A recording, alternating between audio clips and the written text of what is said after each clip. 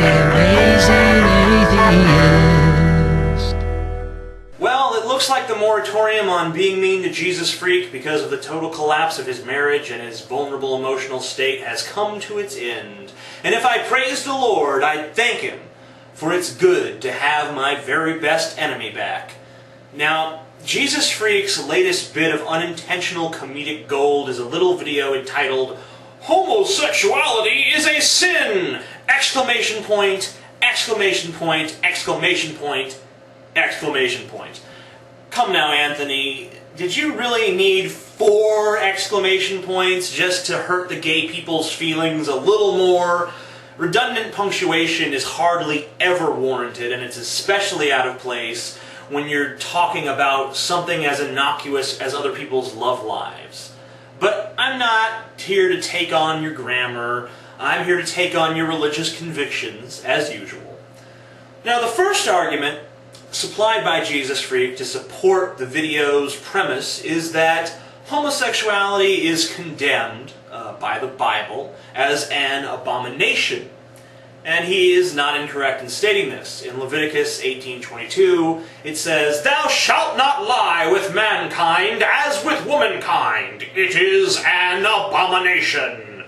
And in Leviticus 20:13, it says, "If a man also lie with mankind as he lieth with a woman, both of them have committed an abomination. They shall surely be put to death. Their blood shall be upon them." And in Romans 1:26 and 27 it says, "For this cause God gave them unto vile affections. For even their women did change the natural use into that which is against nature. And likewise also the men, leaving the natural use of the woman, burned in their lust one toward another, men with men, working with that which is unseemly, and receiving in themselves that recompense of their error which was met." Now, there are other verses in the Bible that seem to condemn homosexuality, but these 4 verses are the most unequivocally anti-gay in the whole Bible. It amounts to 4 verses. Maybe that's what each of his exclamation points represented. And if we're to be fair and include all the more ambiguous anti-gay verses, we're left with about 9 or 10 different anti-gay verses. Now, Leviticus we can immediately discount as complete garbage, because not even the Christians follow it. The other example, the one found in Romans, was authored by Paul, who had this to say about the topic of divorce. "And unto the married I command, yet not I, but the Lord, let not the wife depart from her husband." Now that's from 1 Corinthians 7:10, and you can all go read it yourselves. I know that Christians are fond of shouting that a verse was taken out of context, but this one clearly has not been. It goes on to say in 1 Corinthians 7:11, which is not, by the way, a biblical convenience store, "But if she depart, let her remain unmarried or be reconciled to her husband, and let not the husband put away his wife."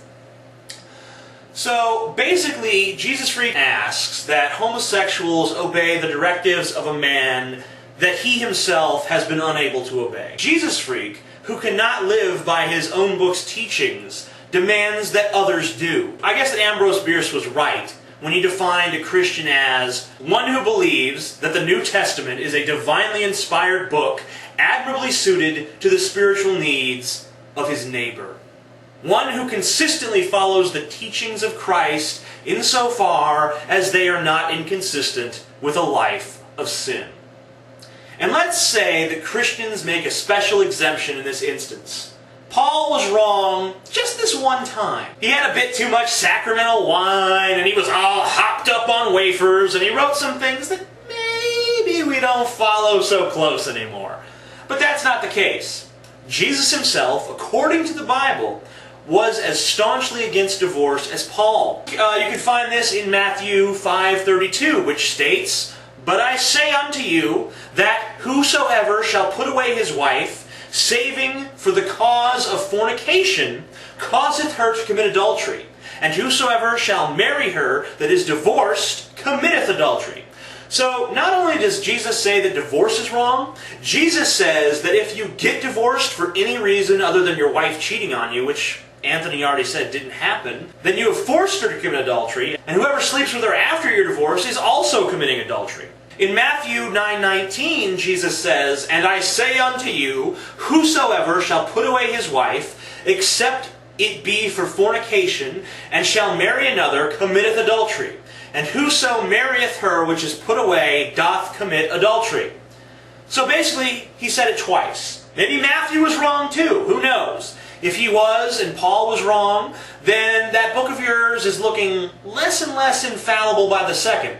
If they were right, then it seems to me that you have no right whatsoever to preach this gospel. You can't adhere to it yourself. Now, Jesus Freak has no real problem with this line of reasoning, because he, like most Christians, accept the fact that we are all sinners. That they believe that if you even lust after a woman, other than your wife, I presume, then God, in His infinite wisdom, considers that an act of adultery. Why? I don't know. The important thing is this. Homosexuality is one of many, many sins, according to the Bible. I've known gay Christians in my life, and they simply say that they've accepted Jesus, and they acknowledge that they're living in sin, and they say, "But Jesus is in my heart, so I will be accepted in heaven."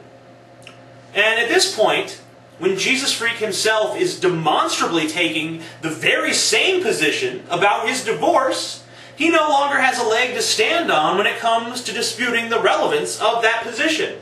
It has, within his own logic, become tenable. Now, I'd be remiss in my duties as an atheist if I didn't point out that there is no such thing as sin.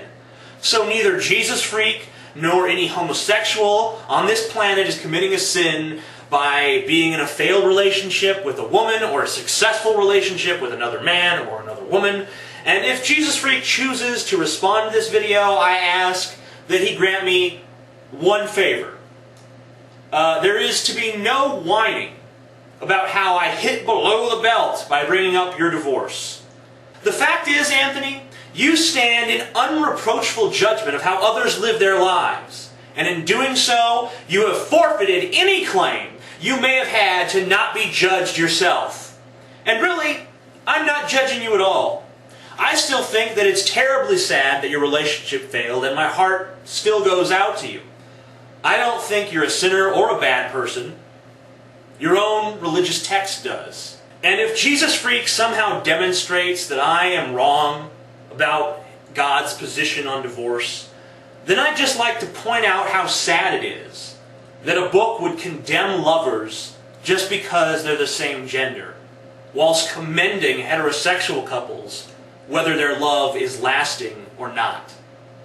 Amazing Atheist. Peace the fuck out.